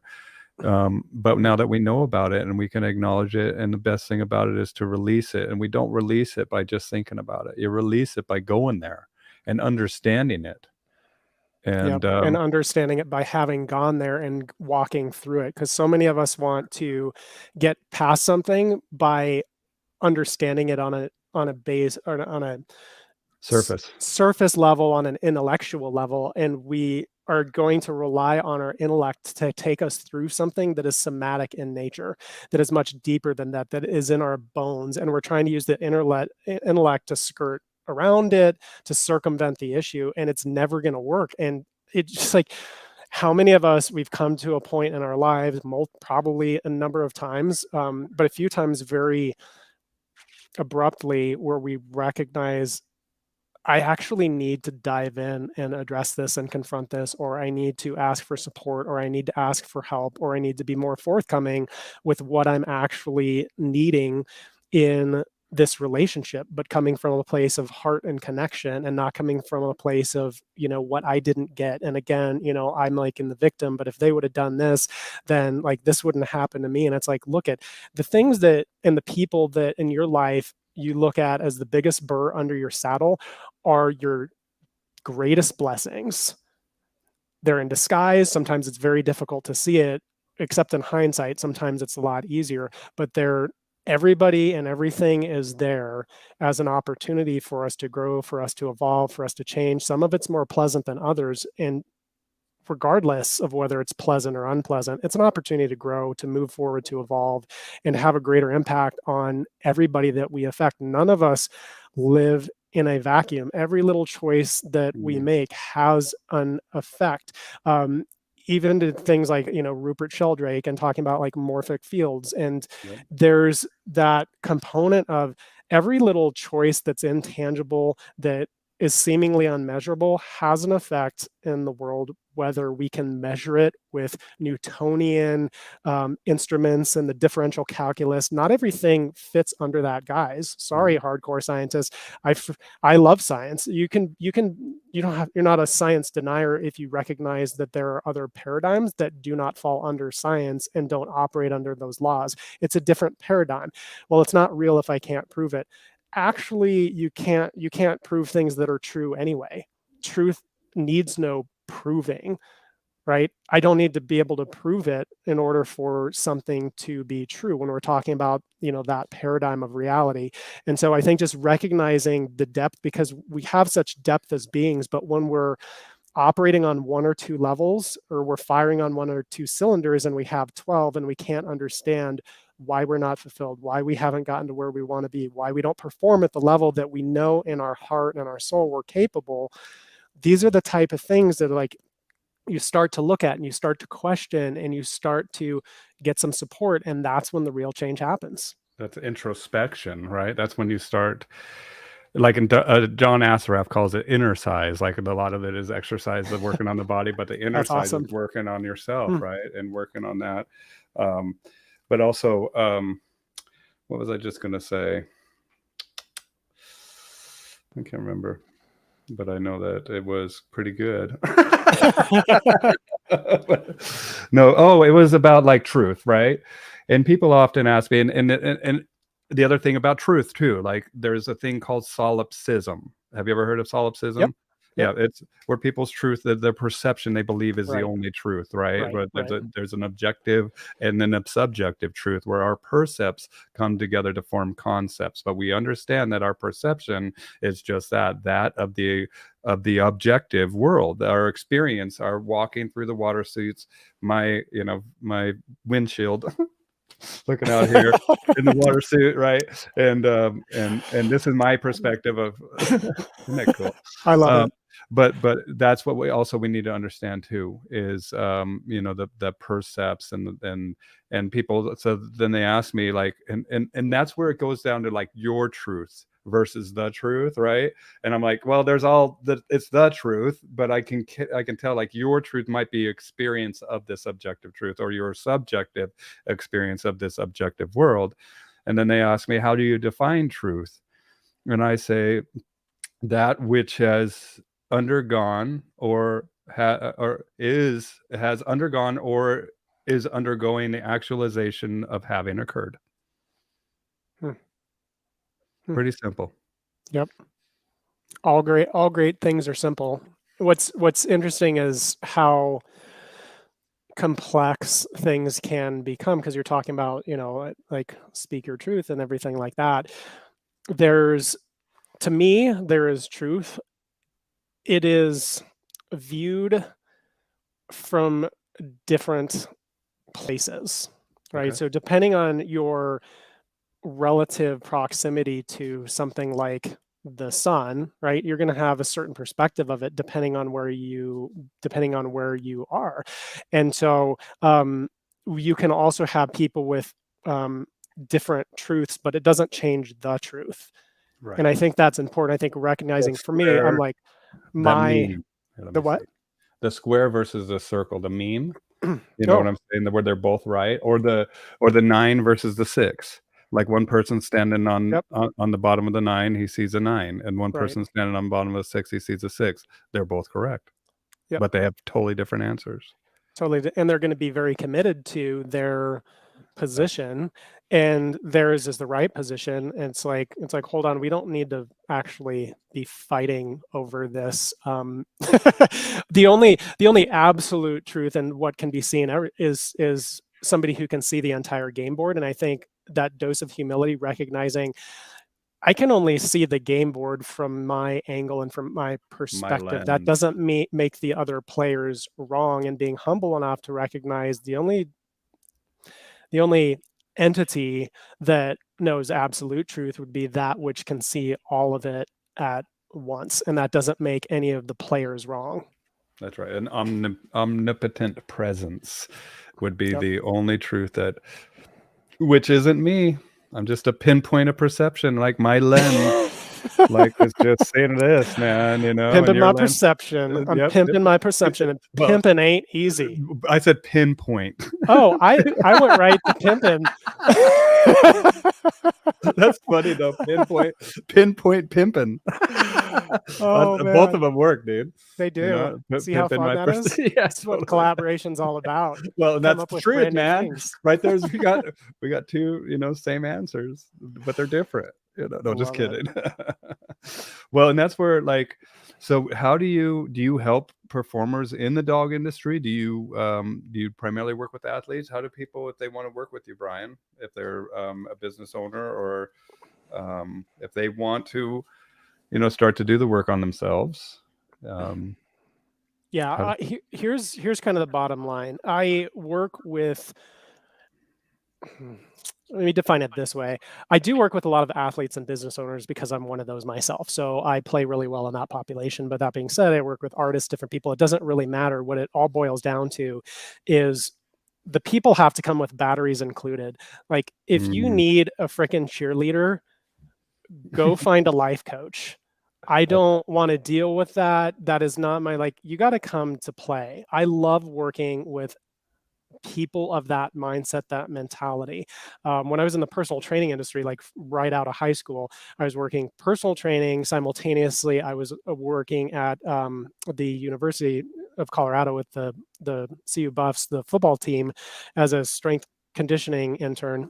And I recognized immediately I loved working with the athletes, not because they were athletes, but because of what they brought to the table. The general public, most of them, they're like, here's what I want to look like. They want to look like the athletes that's on the magazine cover, but they can't show up and they can't track their food and they can't whatever. And it's mhm. like, there's nothing wrong. You don't need to look like the magazine cover, but you gotta come preloaded with some things. So that's how I explain it, as batteries included, people that are high performers and um, are more fearful of not reaching their potential than they are of their day-to-day fears. Beautiful. And they already have a baked in determination that you it's like a prerequisite of, like, you know what, you need to get to this point. And I do that with my clients too. Like, and I realized that, dude, after working with this lady that needed some mental, like, I couldn't provide, I was way above my pay grade. I gave back all of her money right away. And I'm like, man, I need to qualify my clients better. And And I it's tell you, I love working with, I mean, I do love that stuff, because working with dog training behavior professionals, people that own daycare boarding facilities, because I've done all of that. So I understand that part really well. And so I've worked with that demographic a lot. And so the overall picture is that combined with the psychographic of somebody that's a total go-getter, not a limp noodle that needs to be pushed around, just somebody that's like, hey, just help me dive in here and understand how to enjoy my life and my business more, and to put this stuff together and have a business that's more productive, but I actually like have more time to myself because I just don't have the integration that I need. That's the kind of people that I have worked with, love working with. So yeah. Well, and because you are that person. Right. And I think that's a lot of what it is, that who we become is the most impactful thing in the world, because um, there's everybody listening to this, there's certain people that can only relate on a really genuine basis to somebody exactly like you, that has gone through what you've gone through, that understands what you understand, that you have the expertise to be able to guide them. And I think that's can be our greatest really gift to the world, is what we become. And as a byproduct, we tend to attract into that other people that are kind of in the same headspace, more or less, that iron sharpens iron. Yeah, there's a resonance to that. And you just find certain people in your life, and you're just like, man, I resonate with you. And together we can do something really, really, really incredible. Lone wolves don't do very well in the wild, and lone wolves in the human world don't do very great either. They just don't. I'm somebody who's an introvert, so I like being by myself, but I'm telling you, there's power in us coming together for a shared purpose. Well, I call myself a lone wolf too, because I kind of do things by myself and like that, because it's Yep. because I just march to the beat of a different drummer. But sometimes, you know what? We can make good music together, man, We because can. and Look at what we're doing right now, man. And you're such a good really, example of this because of everything you just said, plus the fact of you recognize, and you said this early on, how much it's important and that we need help, and we don't get here by ourselves. yeah, And within that, there's plenty of room. You don't have to be an extrovert and out there and all that stuff. You can be kind of like the lone wolf, but you're the humble lone wolf that knows in reality, like, I got great support around me. damn right. Damn right. And and I tell people your network is your net worth, right? And that's what is, I believe that, man, because then you can tap in and you know what, I've had some amazing things happen from my friends. And I want to read this quote real quick. That's on your website. And I'm going to post up a website, bergfordperformance.com, you guys. But giving people everything they want in life is easy. All you have to do is make them realize that everything they're really after is already inside of them. And isn't that cool, dude? Like when we say, know thyself and you shall know the universe of the gods. And you know that quote, I got to say it now, man. So Oracle, Delphi, we're going to go there because it's... You're so Johnny on the spot with this stuff. The first time my website came up, I was like, whoa, what's happening on the screen? It's like, he can't be that fast, but he is. I'm on it, man. I'm You on it. And are. then watch this. I can put bing, put us right back here. But here, I'm going to see. Where was I going here? Oh, I need to put up a link. I want to get up a link to the transformational dog training. So you have a book on Amazon, and I'm going to put a link here in the comments down below. And let me send this. I'm on Johnny's spot, dude. I'm doing it all. Sending links to your book. I like how you just do this all at the same time. Dude, and on a that's conversation. Totally. This is ridiculous. I'm the producer. I'm everything. But that's why I need, and then that's where I will plug my Patreon, you guys. If you guys enjoy this, I want to do this full time. I want to be a content creator, and I'm going to be. And but I want to take this to the next level of not just doing these live streams, sitting here. I want to actually go on location and meet people with the film crew, and then be able to come back and edit it up with some music and make some really, really cool stuff out of it. So if you like what I do and you want to help me do that, join me on Patreon. And as an added bonus on Patreon, I provide a 2-hour live interactive Zoom meeting only for my Patreon subscribers at the $20 level. And Brian actually is going to be joining us on one of those Zoom meetings in the future, so I'm happy to report back. So know thyself. That's exciting. And You just plugged that in. That was beautiful. You just did like 10 things within the span of Yeah. that's like blowing my mind. But it is great to give people different levels of content and access to whatever they need, right? Because some people come in and like this is perfect for them, and other people want to go a little bit deeper. And having the opportunity to do that, I think, is powerful. The one thing we talk about, like in deep work or whatever, is recognizing if you're just skimming the surface all the time and you don't go really deep, you don't have any depth. It's that simple. You don't have the depth that you could have. People that have mentored under different dog trainers and really spent time with them, it's night and day difference from people that have surveyed things by going to workshops here and there. It's just a totally different ball game, baby. So if you want to really, really master your craft, whatever that is, go deep. And That's right. Bill's on it. He's even got a picture with it, for God's sake. Well, and you know what? But first, before you go deep, you have to learn how to swim, This is true. right? And that's where we're like, dude, a lot of people they go, and if not, then we need a lifeguard, And right? paramedics And standing so, standing right. So by. this is what the analogy of all this stuff of like get help. Get help. Know that there's people out there just like we help people with their dogs, and we play in this space, and we've traded our lives to do this. There's people that help you with you. And here's the quote, dude. It's one of my favorites. It's like a small picture I found, but heed these words, you who wish to probe the depths of nature. If you do not find within yourself that which you seek, neither will you find it outside.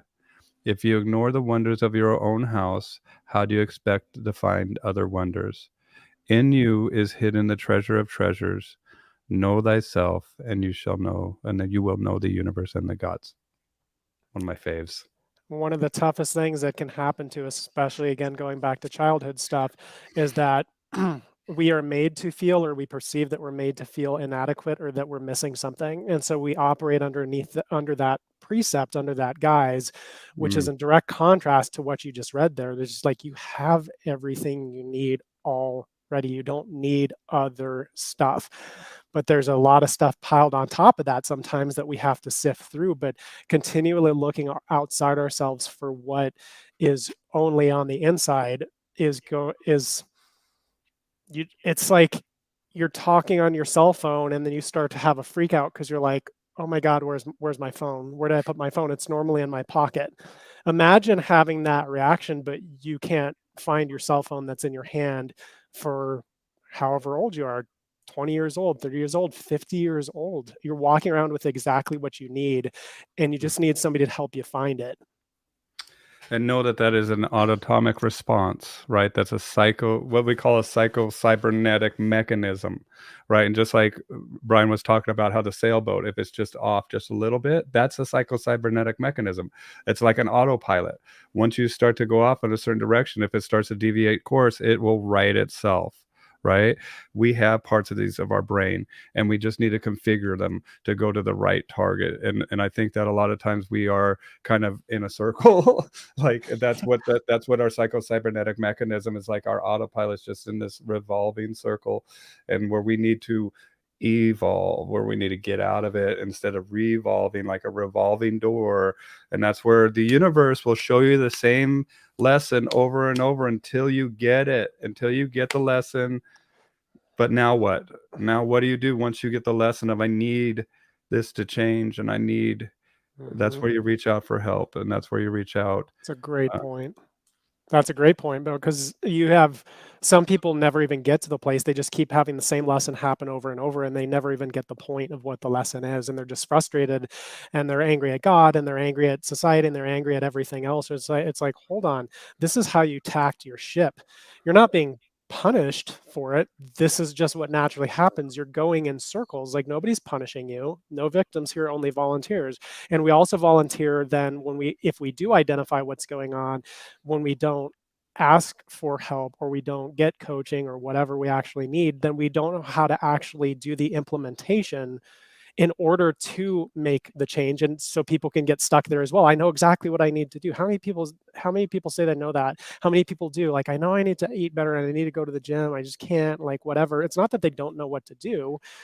It's that they haven't found the right combination of things to put in place to, again, build the infrastructure that is necessary to actually make the change happen. And it's safe to bet that if you have circled and circled and come back to the same place over and over, and you keep getting hit in the forehead with the same lesson more than a couple times, it might be time to change um, change strategy, ask somebody else, get a different perspective, get a change of scenery, something. But it's always going to involve, at some level,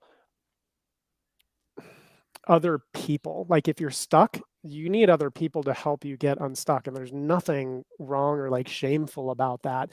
I do think you should help yourself. I don't think you should wallow around crying to everybody, oh my gosh, and like that's complaining. That's very different than asking for help. Complaining is freaking annoying. Well, And people will enable you all day for that shit too, and people, yep, and also if you don't change, you're also enabling others to treat you poorly as well if you yeah, do not. And that's what we also need to realize, this dynamic of enabling others, yep. right? Which is Some of wild. some of the worst friends that any of us could possibly have are people that we love to be around. We love to be around them. They make us feel comfortable. They affirm us. They tell us, yes, that other person was wrong, instead of calling us out on our BS. Most of us don't have really that many actual friends, because how many of them are willing? And I'm Mm. not talking about being out of step with people, because this has to be said in love. Otherwise, it just comes across as somebody trying to think that they know more than you or whatever, Patronizing, condescending, patronizing. right? But somebody who truly loves you is going to politely, lovingly refuse to enable stupid behavior that keeps you stuck. And they do it compassionately. They love you, but they may not be the friend that's the most comfortable to be around all the time, because they bring the truth. Well, and the crazy thing is, man, is that when I read about like emotional abuse between couples, it's like like you said earlier, one is grasping for control and the other one's trying to bring harmony, Mhm. right? And it boils down to that control aspect because it's natural for us to mirror. And so if you're grasping for control, you think everybody else is grasping for control. And so this notion Mhm. of harmony can come across as a controlling thing where it's like Mhm. that wasn't my intent. And so Mhm. that's the other dynamic here, is like Yep. looking at dynamics truthfully and looking at them for what they are, and knowing that I think narcissism is a freaking hot button word today or something, man. There can't be as many narcissists out there that people claim that there are, dude. There can't be, dude. Like it's like he's the narcissist, it's like, but I see that there are, elements of kind of an awakening to Yes. the presence of personality disorders, and and not only that, but people are like, wow, it kind of brings them out of the fog too, because of what's been going on with the dynamic that they were generally trying to bring harmony to, Mm. but wasn't being received. Or I mean, it's just so wild, man, that's like the dynamic of the human condition. I think relationships are probably one of the most challenging aspects of that, Yep. right? Absolutely. When you said the thing about everything is kind of the two-edged sword. The fact that we have more attention on, and it's acceptable, especially for people to quote unquote like not be okay or whatever, and to ask for help, is magnificent. On the other side of things, I thank God every day in a lot of ways that I was not born in today's society, in today's culture, where we Thank have the proliferation of every type of disorder in the world, and people love their disorders, and they just get like, I can't you. even imagine how many things I would have gotten labeled with, right? That would have been incorporated into my identity that were considered would be considered very dysfunctional, even from a psychological standpoint, Wow. because the proliferation of this and our rush to like, well, let's label us, and everybody has a disorder and a disease, which gives people more significance in a lot of cases. And there is legitimate stuff out there. That's not what I'm Of talking course, about. I'm saying of it's the course. two-edged sword of um, what are we putting on people? What are the challenges? I can't imagine how many things I would have had, how many like quote unquote like learning disorders or this or that or Mm. ADHD, LMNOP, and everything else. It's like it's crazy. And because I didn't have some of that available to me, I think that can be an advantage too, because I couldn't really say, I couldn't displace anything. I couldn't say it's because I have X, Y, or Z.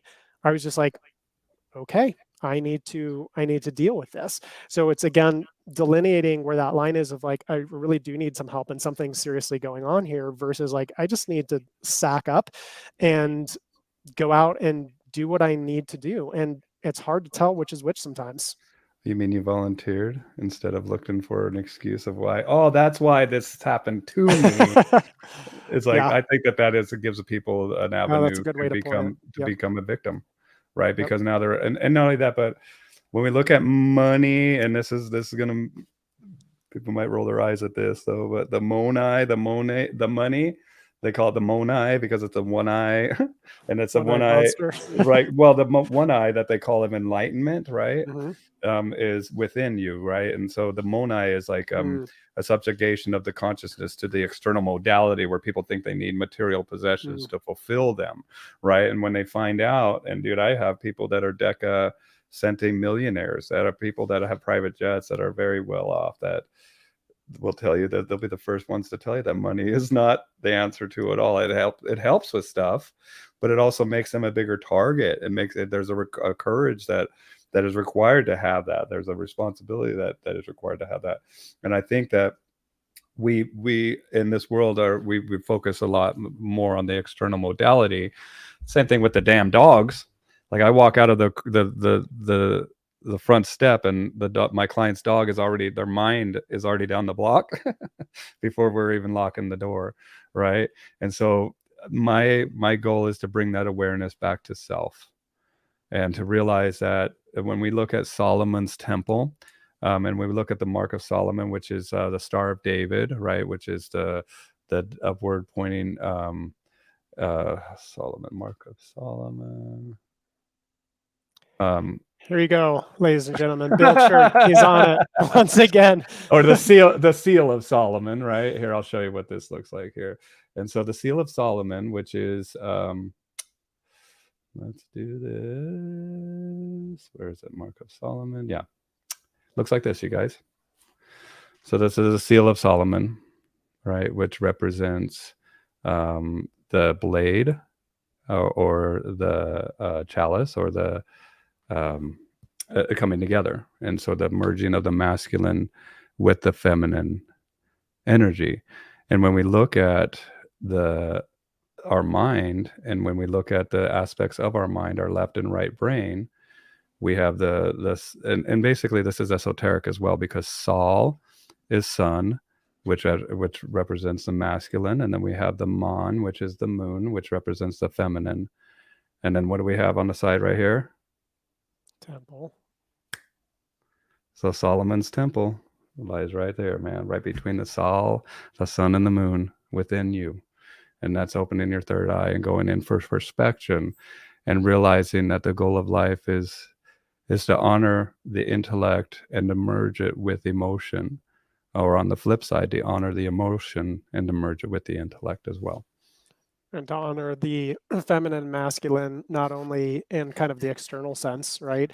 Yes. But within all of us. Like, that's right. I'm not talking gender. I'm not talking penises and vaginas here, folks. I'm talking, like, when I say feminine, I'm talking intuitive, compassionate, empathy, right? Where I'm talking masculine, I'm talking linear, logical, formal, like they're like rigid, like there's certain things that they benefit each other. But I think that a lot of times we have an imbalance, and especially in the world that we belong to, I think that the balance is kind of more towards the rigid side, and where we need a lot more aspects of the feminine aspect of care. And realizing that that's in each one of us, and that we don't have, and it doesn't make you less of a man. It doesn't make you less of a man to care about others too, man. In fact, it makes you, just like they say, when you heal the boy, then you will see a man appears, man. And that's it, dude. And that's what love is so powerful. And do you know what the crazy thing is about Dr. Joe? When they did those oxytocin experiments, what they found out, and oxytocin is, what is that? The love chemical, right? The love chemical. That's right. It's love, connection, all that. Yep. Right. And the number one side effect that they found when they gave people even a minute dose of oxytocin in the laboratory setting, the number one side effect that was experienced was forgiveness. It's a hell of a side effect. It's a lot different than those drug commercials that we're constantly seeing, Yeah. isn't it? Side effect. And this is the thing of like regulating internal biochemistry in ways that we can control. Because there's some people that are like out of balance and they need like an exogenous substance. And but a lot of us, it's getting control of that endogenous inner world and taking charge and taking domain over it. And again, not letting the body be in charge, but putting the mind back where it's supposed to be. That is the one that's on the steed directing things is gosh, something that's so powerful with meditation. We can do it. You can release these hormones, you can release these chemicals, you can learn to do it on cue. It's not rocket science, but it does take what? Training, Discipline, resilience. knowledge, Yep. and just like a playful attitude as well, man. And realize, and you know what? And I'm going to post up a meditation here for you guys. I'm going to post up one of my favorite ones. And the thing is that people are like, dude, I can't shut off my mind. And I'm like, I don't want to shut off your mind, dude. Just like, Right. like you want to just like, and that's where people like get so frustrated trying to shut off the mind. And it's like, just watch what bubbles to the surface, acknowledge it, and watch it float away. Yep. And And knowing that you're not your mind. That's where people get frustrated is they're caught in the yes, mind and they think I am the mind and I can't shut it off. And it's like, no, the purpose of something like meditation is largely just to watch thoughts happening and stop being the mind. That's the problem. There's not the separation. that's right. That's right. So let me find one. Do you have what are some of your favorite meditations you have? Oh man, I have a 45-minute one. I have to share this one. This one's my favorite one. In fact, Should share the crap out of that, Bill. dude, I'm doing this after our talk, dude. Like I'm meditating after this. Like I'm like this is something that I do. Yep. And do you know what, man? It's like a freaking deep breath of fresh air, dude. Like I can't, like that's the only thing that I can use to describe like when I get into that realm. And at first I couldn't go, like I would just get frustrated or whatever, but I would still do it, right? And that's Yep. what I encourage you to do. Like just sit there and be on the other side when he's done and open your eyes and you're like, well, that was interesting or whatever. But dude, just give us some time. And one time, you know, you might find yourself in kind of like that gap of like awareness or darkness or something. And the one thing that I encourage you to do when you start to get better at getting into the nothing is to acknowledge the universal creator and just acknowledge them and just like I don't know how to explain it, but just like I just said hi. Like what's up? I'm here. What's And up, dog? yeah, what's up, dog? I love that's what you said. That Yeah, is so totally, perfect. totally. There wasn't some long prayer, some scripted thing, just the eloquence of hi. Well, I'm like, dude, I'm kind of feeling silly here. Yeah. But you guys, I can't really explain what happened, but something profound happened. And I would like, I mean, what happened was I was filled with love. Like I felt that oxytocin and I felt it just pour into my head and just like into my heart and just like open. And I was just like, whoa, like it was something incredible. And I wish that for other people to experience that. And there's no way I've ever felt, man, coming out of a good meditation that I've just felt this solace about life and everything that no drug, no experience has made me feel before. Highly Yeah. recommended. I love how we're talking about this right here. And my dog came over and put his head on my leg here. He's like, I love you. But it's true. There's certain things that you can't really explain and you want people to have the experience. And we all know it starts with something as simple as, okay, I got to drag myself to the gym. And that's where you start sometimes. And even when you like going to the gym, there's times that it's like that, but eventually becomes a discipline, something that's a ritual. It becomes embedded. You start to develop some momentum and just trusting in the principle of momentum and knowing that you're going to get to a really good place and it's not going to be drudgery forever, it can eventually turn into something really beautiful. But it goes back to, why are you doing it? That's going to have a huge impact on how much you get out of it. That's right. Well, and by doing it, other people will see it's possible, and hopefully follow suit. And that's all we can do. I can't do it for you. You can't do it for me. I can only do it for me. And then I posted up another meditation. So I posted up a 45-minute one. That's one of my absolute favorite ones. This one's a little bit more for the novice. Or if you want to dive into the 45-minute, do it. Do it. But the next one I posted was 10-minute one. And I think that is much more doable even for the very, very beginner. And so I challenge you. I encourage you. I empower you. I connect, uplift, and equip you with... I just want you to do this, you guys. Just sit there, and I recommend a blindfold. I use the blindfolds. I actually have a affiliate link to these blindfolds that I'll post up in the comments. Of course you have an affiliate link to the blindfolds. The Manta blindfolds, One-stop shopping here, ladies and vertical, gentlemen. you got to go vertical. Like, once you go, you got to go. No, just kidding. Brian, we've been chatting for a while. Let's go ahead and wrap this up. But do you have anything else you'd like to say before we say goodbye to everybody?